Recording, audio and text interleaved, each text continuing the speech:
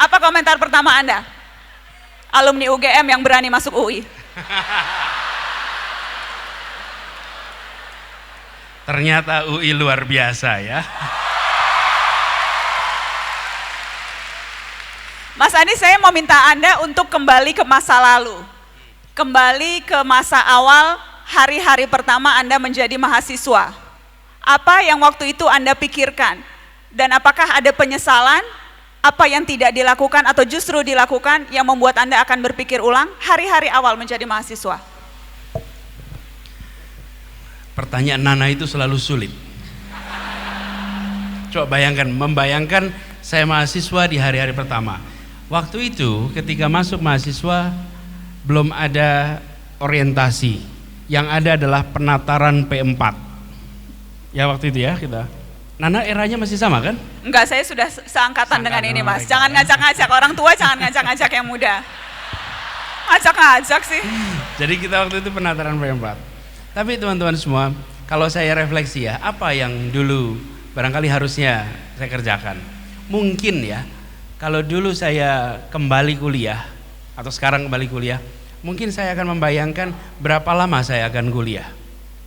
Mungkin saya membayangkan apa saja yang saya harus kerjakan. Karena sering sekali ketika sudah kuliah, sudah tahun ketiga, tahun keempat, menengok ke belakang, waktu berjalan begitu cepat. Hari ini Anda masuk semester 1, rasanya masih panjang perjalanan. Tahu-tahu semester 2, 3, 4, 5, gak tahu lagi sebentar lagi udah mau selesai.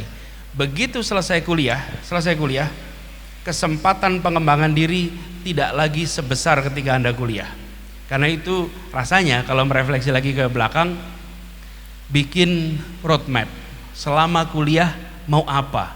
Mau mendapatkan apa selama kuliah? Kalau bicara nilai sudah jelas, SKS sudah jelas. Yang perlu dipikirkan adalah yang di luar itu. Karena kalau untuk rute pelajaran sudah ada jelas ininya, rutenya. Tapi pengembangan diri, saya percaya Nana bahwa kuliah itu bukan saja aktif di ruang kelas, tapi juga aktif di luar kelas. Jangan jadi aktivis di luar kelas saja tapi pasifis dalam kelas. Harus bisa dua-duanya. Karena ini pengembangan diri yang tidak bisa diulang. Nah, karena itu kalau membayangkan tahun pertama semester 1 Anda buat roadmap selama 8 semester ke depan atau 10 semester, tapi jangan berencana 12 semester.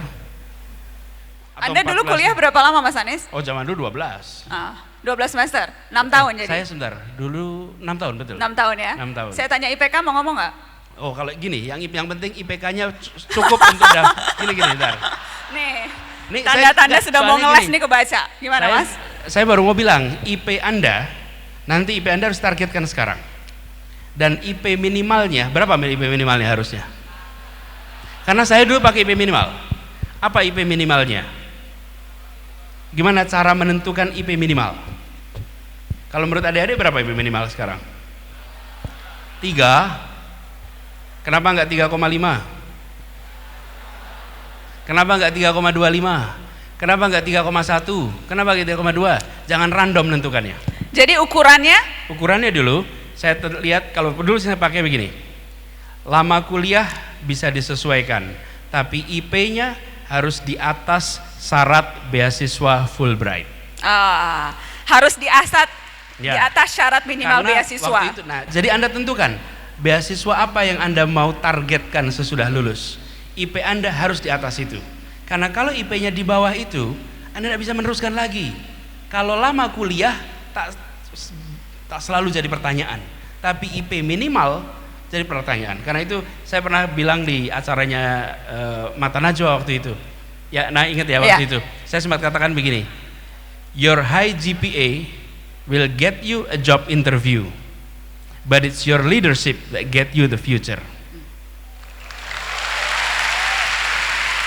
Jadi IP yang tinggi mengantarkan Anda ke panggilan wawancara. Tapi kalau terus ada yang nge-tweet, berarti IP-nya nggak harus tinggi ya gitu. Sebentar, kalau IP-nya nggak harus tinggi, dipanggil wawancara pun tidak gitu. Jadi jangan membayangkan oh berarti IP-nya bukan. IP-nya tinggi, tingginya berapa? Di atas beasiswa S2. Jadi dulu saya pakainya standar itu. Nah, dengan cara begitu, tiap waktu berubah. Standar beasiswa itu 20 tahun lalu dan sekarang berubah. Karenanya Anda lihat sekarang, beasiswa apa yang mau Anda ambil, lalu tentukan IP minimal. Rancang rencana kuliah. Bukan rencana mengambil mata kuliahnya, tapi mengambil kegiatan selama kuliah. Dan pengembangan diri itu leadership, entrepreneurial skill, kemudian kemampuan negosiasi, kemampuan persuasi, semua ditumbuhkan ketika masa kuliah. Jadi ini kesempatan yang luar biasa, apalagi Anda beruntung. Beruntung kenapa? Anda kuliah di UI. Di UI ini artinya apa? Peluang untuk melakukan interaksi dengan pengambil kebijakan, figur-figur paling berhasil di Republik ini terbuka luas. Kesempatan yang tidak dimiliki oleh mahasiswa-mahasiswa lain yang kuliahnya bukan di UI. Anda tak boleh sia-siakan kesempatan ini. Anda harus manfaatkan ini.